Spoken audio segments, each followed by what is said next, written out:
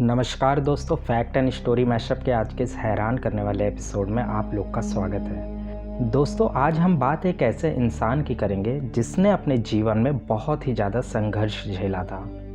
वो एक ऐसे दलित परिवार से आता था, एक ऐसे दलित परिवार से बिलोंग करता था, एक ऐसी नीची जाति से बिलोंग करता था जिसको उस समय पे किसी भी प्रकार का कोई भी अधिकार प्राप्त नहीं था।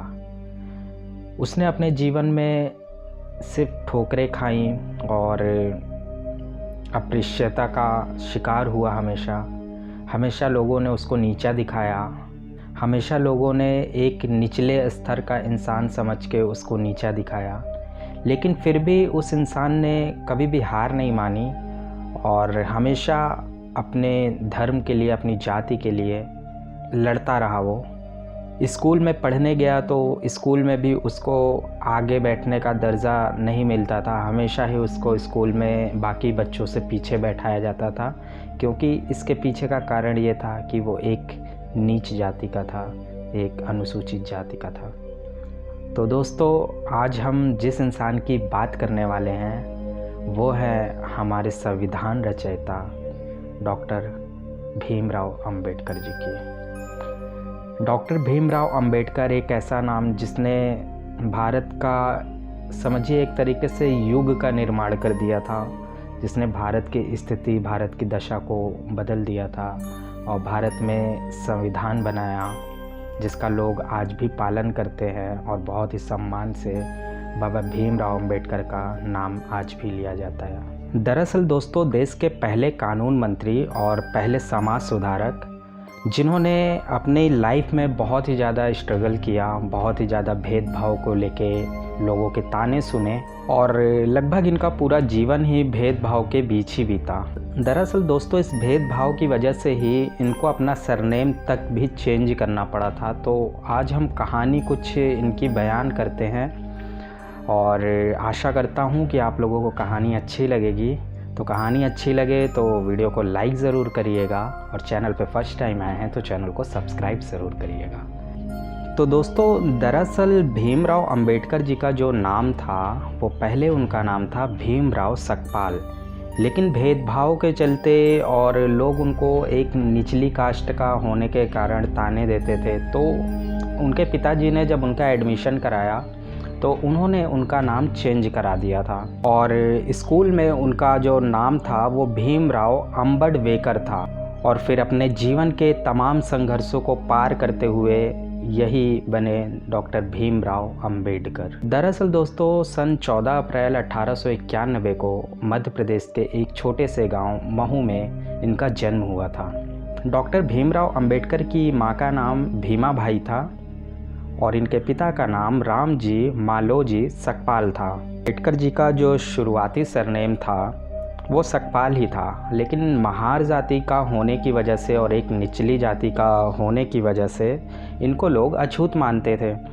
यही वजह है कि बेहद ही कम उम्र में इनको अपना नाम बदलना पड़ा और भेदभाव और सामाजिक दुराव के कारण इन्होंने अपना नाम बदल के भीमराव अंबेडकर रख लिया था। दरअसल इन्होंने ये नाम इसलिए भी रखा था क्योंकि इनके जो गांव का नाम था वो अम्बाडवे नाम का गांव था, तो उसी नाम के आधार पे इन्होंने अपना ये टाइटल रखा था अम्बेडकर। दरअसल दोस्तों, बाबा साहब जो थे वो पढ़ने लिखने में बहुत ही ज़्यादा तेज़ थे। इसी खूबी के कारण उनके एक शिक्षक थे कृष्णा महादेव जी, तो वो उनसे बहुत ही ज़्यादा प्रेम करते थे, बहुत ही ज़्यादा खास लगाव रखते थे।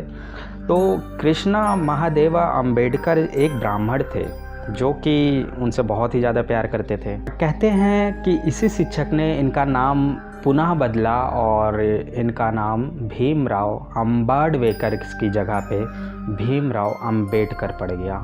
दरअसल भीमराव अंबेडकर जी ने जब अपनी शुरुआती पढ़ाई शुरू की थी तो उस समय पे इतना ज़्यादा भेदभाव का स्तर बढ़ा हुआ था ना कि मतलब वो स्कूल में जाते थे तो स्कूल में कोई उनसे ढंग से बात नहीं करता था। यहाँ तक कि टीचर्स भी जो पढ़ाते थे वो भी उनसे ढंग से बात नहीं करते थे और उनको एक निचला और गिरा हुआ स्तर का इंसान समझ के, उनकी जाति को एक निचली जाति समझ के उनको स्कूल में बेंच में सबसे पीछे बैठाया जाता था। सिर्फ यही कह के कि तुम एक नीच जाति के हो।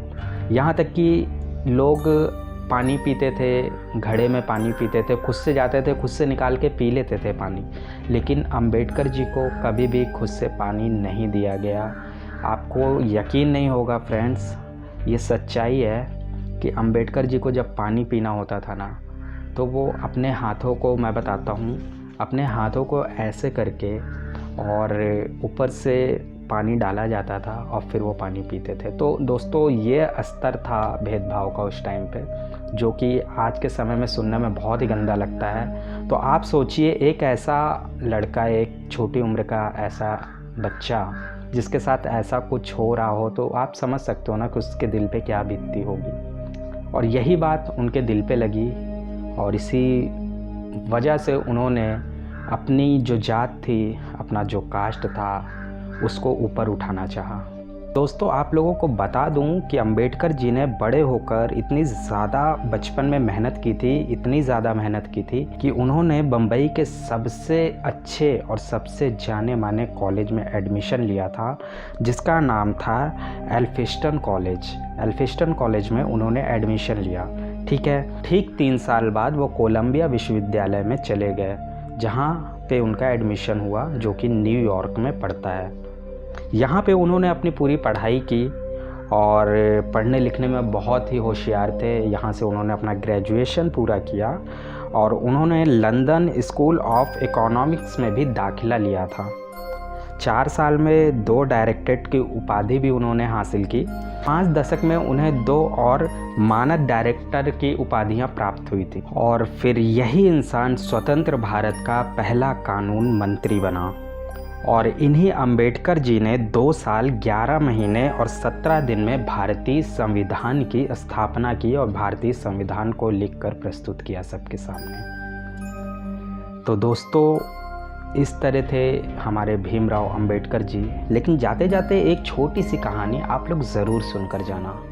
दरअसल एक बार एक बच्चा होता है जो कि अपने पिताजी के साथ रैली में गया हुआ होता है। तो वहाँ पे अंबेडकर जी को सब लोग जाते हैं, फूल माला और ये सब चढ़ाते हैं, ठीक है, अगरबत्तियाँ जलाते हैं। तो जब बच्चा अपने पिताजी के साथ घर लौट कर आता है, तो वो अपने पिताजी से कुछ प्रश्न पूछता है। तो वो बच्चा अपने पिताजी से एक प्यारा सा प्रश्न करता है और वो पूछता है कि पिताजी, मुझे ये बताइए कि हम रैली में गए थे, वहाँ पे अंबेडकर जी थे।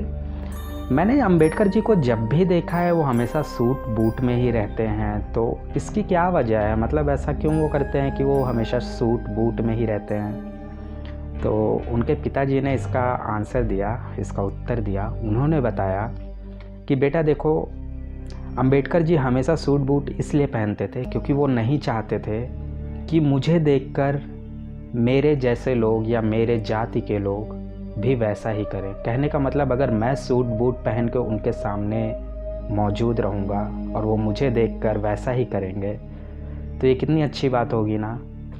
तो इसलिए अंबेडकर जी हमेशा सूट बूट पहनते थे, जिससे कि सभी लोग उनके लक्ष्य कदम पे चलें, उनके जैसा बनने की कोशिश करें। तभी इतना ही होता है कि लड़का फिर से दूसरा क्वेश्चन कर देता है और दूसरा प्रश्न पूछ लेता है कि पिताजी ये बताइए कि ठीक है, अंबेडकर जी सूट बूट पहनते हैं, लेकिन अंबेडकर जी हमेशा पेन क्यों लेकर चलते थे? उनके हाथ में हमेशा पेन क्यों होती है? तो पिताजी ने कहा कि बेटा, बहुत ही अच्छा प्रश्न तुमने किया है। तो पिताजी बताते हैं कि बेटा, अंबेडकर जी हमेशा पेन लेकर इसलिए चलते थे क्योंकि इसी पेन के द्वारा उन्होंने भारत में क्रांति फैलाई, उन्होंने भारत को स्वतंत्र कराया, उन्होंने भारत में संविधान लिखा इसी पेन की वजह से। इसलिए वो हमेशा पेन लेके चलते हैं।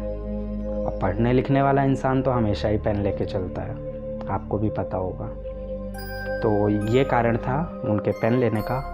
और इसी बीच फिर लड़का तीसरा क्वेश्चन कर देता है और तीसरा प्रश्न कर देता है। और लड़का पूछता है कि पिताजी, अंबेडकर जी की मैंने जहाँ भी मूर्ति देखी है, हमेशा उन्होंने अपनी एक मूर्ति ऐसे हवा में दिखाई है, तो उस उंगली को दिखाने का मतलब क्या है? तभी उसके पिताजी मुस्कुराते हैं और इसका उत्तर देते हैं। दोस्तों आप लोग भी जानना चाहते होंगे, जो लोग नहीं जानते मैं बता दूं। कहते हैं कि इस उंगली का मतलब यही है कि तुम भी इस तरह से एक शासक बन सकते हो, तुम भी एक संविधान के रचयिता बन सकते हो, तुम भी इस देश को सुधार सकते हो, इस देश से भेदभाव को हटा सकते हो। तो उनकी इस उंगली का ये मतलब था। तो दोस्तों आशा करता हूँ आप लोगों को अच्छा लगा होगा वीडियो, और ये थे हमारे बाबा साहब अम्बेडकर की कहानी जो कि मैंने कोशिश की आप लोगों को बताने की। तो अच्छा लगा हो तो प्लीज़ लाइक करिएगा, सपोर्ट करिएगा। हम ऐसे ही आपके लिए अमेजिंग से वीडियोस लाते रहेंगे। तो मिलते हैं अगले वीडियो में। जय हिंद।